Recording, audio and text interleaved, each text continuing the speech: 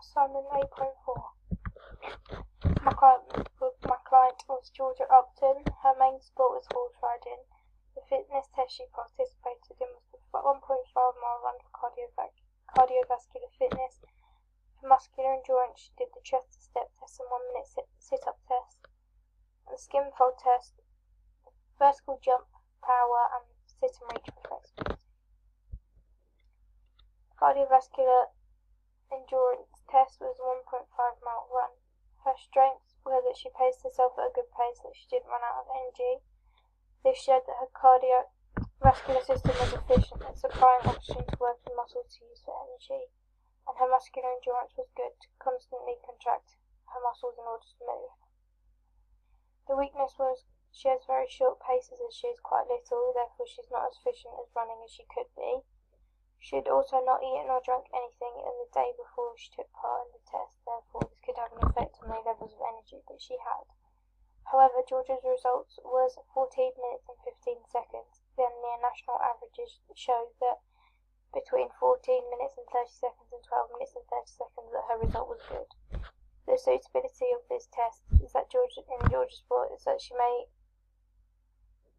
need aerobic endurance in order to continue to ride the horse, otherwise she'll get tired and not be able to focus on doing anything correctly. In order to improve, to be able to get a quicker time, she would need to look at her striding in order to cover the same distance with less energy by less steps than she normally does. I will give her exercises to do this in the plan towards the end. Flexibility was a sit and reach test. She had good technique and pushed herself as far as she could all 3 times, and she wore suitable clothing which made it easier for her. This all showed that she had good flexibility in her hamstrings. The weakness was that she didn't warm up properly, therefore she could have injured herself or not reached full potential. However, her result was 43 centimetres, and this showed a national average of excellent.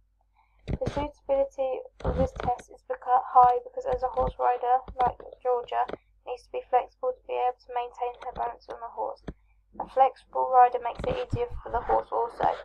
They respond better to a flexible and not stiff rider, therefore by testing flexibility and knowing if her flexibility is any good and comparing it to national averages, we can help her improve this to become a better horse rider. In order to improve on this particular time, she would need to warm up properly in order to get bigger tests.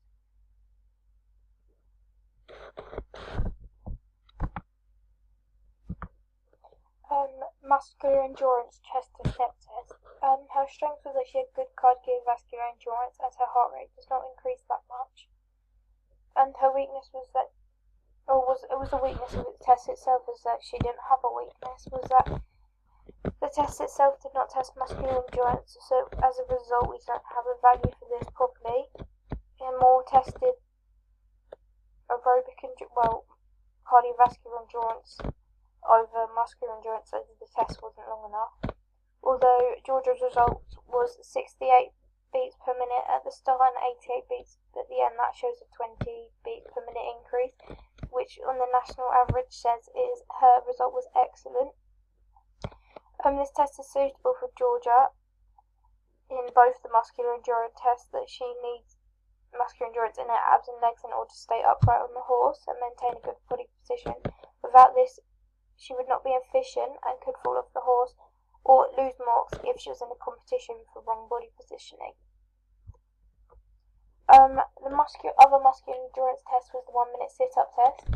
She had good muscular strength because she had repetitive muscle contractions throughout in order to do the sit-up.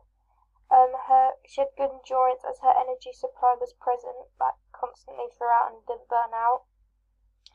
Her weakness was that she went too quick in the first 30 seconds. This test is also suitable as she needs to maintain the same position in the horse just like the one before.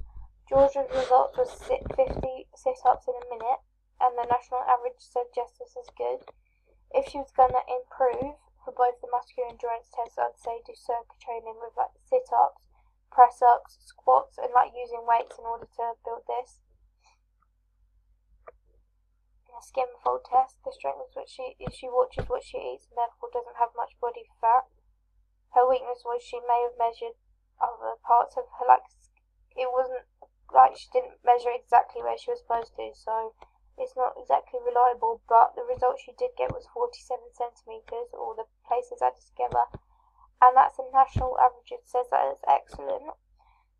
This is suitable for a horse rider as it is important to be small and lightweight, therefore keeping an eye on body fat percentage is critical. If she is considered overweight, then it will be harder for her and her horse when riding as it is added weight. The only way she can improve is to work on all fat burning exercises, so high intensity but long duration work, so running, swimming, to make sure she stays toned. The power was a vertical jump test. The strength was she had good arm movements which helped her propel herself upwards, and the weakness was the method she used wasn't efficient or reliable. Georgia's result was 50 centimetres off the ground, and this for her height and age is above average. I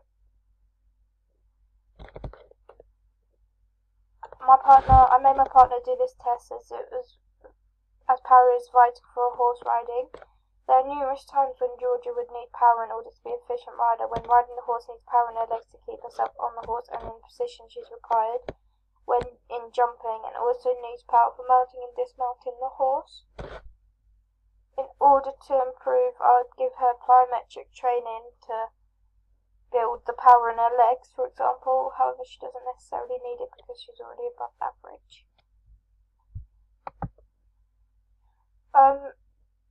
So at the end, we've given them a 2-week plan to help to suggest improvement. So it's vital to have rest days, as it's to help focus on the recovery of the muscles and that after working quite hard. So we've got about 3 rest days. On Tuesday, I'm going to ask Georgia to do a 40-minute run using fartlek training, which is speed play. So a 10-minute jog, 1-minute sprint, and 30-second walk. And repeat this 3 times. This is to focus on cardiovascular fitness to get her to reach the excellent category, not just good. On the Thursday, I'll ask her to do circuit training, including a medicine ball stands for a minute at a 5 kilogram weight, a kettlebell swings at 7.5 kilograms weight for a minute, a sledgehammer swing 10 reps, band squat row as many reps as possible in 2 minutes, and repeat this 3 times. This is to fully focus on power in her arms and legs and the muscular endurance, which can help to improve. On the Saturday, I've asked her to do a spin class for 15 minutes high intensity throughout the whole time, working on power, muscular endurance and cardiovascular endurance, but power and muscular endurance specifically in her legs. The second week, we've upped the running. We changed the training to continuous, so it should be harder. So I was going to run a 20-minute run continuously at 75% RPE and reduce down to a walk for a minute, and then another 20-minute continuous run at 75 RPE. On the Thursday, I've asked her to do circuit training, including medicine ball swings at a 7 kilogram weight, so I've upped the weights on these. The kettlebell swing at 7.5 kilogram weights, I've just upped the time. Sledgehammer swings for 15 reps, and band squat rows for as many reps as possible in 2 minutes, and repeat this 4 times. So here's the principle of fit or overload. So I've got the frequencies upped, the intensities got harder in the run, and in the circuit training the time has also increased because the longer she's working, the fitter she's going to get, and the type of training hasn't necessarily changed, but specific what exercise, it's just the way she's doing it. So example, instead of a fartlek training, she's doing continuous run. Instead of Zumba, she's doing a spin class. And then finally on the Saturday, I'll ask her to do a spin class for 50 minutes high intensity throughout the whole time. So this is purely focusing on her legs, the whole time. There's no stopping. Although it's only over 2 weeks, it's not going to show much of an improvement. but if it was to go carry on over a month or 6 weeks, then it should start to improve, and obviously there'd be more training sessions. The adaptation to the CV and muscular systems. The adaptations to cardiovascular system would be a lower resting heart rate, a quicker recovery. So, for example, in the chest to step test, instead of 20 beats per minute difference, it could go down to 15, 17, 18, 15 sort of thing. Muscle hypertrophy will occur, so the heart muscle will become stronger and pump more blood out with less work, and a bigger capillary network surrounding the heart, so there is more blood available for oxygen to diffuse in and out.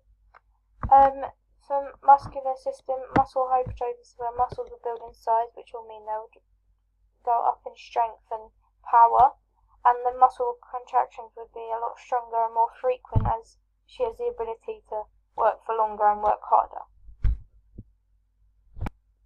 To conclude, my client is a fairly fit athlete. She's not got poor in any of the tests that she's done. She's either got average, good, or excellent, which shows that she's all round a fairly fit and healthy person. And in horse riding, if we were just to get everything to excellent, this would her performance would improve.